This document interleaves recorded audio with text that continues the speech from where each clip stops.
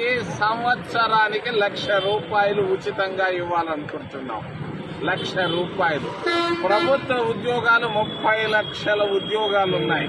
ఈ 30 లక్షల ప్రభుత్వ ఉద్యోగాల్లో 50% మహిళలకు ఇవ్వాలన్నది మా ఆలోచన. అంతేకాదు ₹500 గ్యాస్ ఇవ్వడమే కాదు, ప్రతి మహిళకు మేము ఆదుకునే కార్యక్రమాలు, అనేకమైన కార్యక్రమాలు తీసుకొని రాబోతున్నాం. కాంగ్రెస్ పార్టీ వల్లనే ఏదైనా అభివృద్ధి సాధ్యం.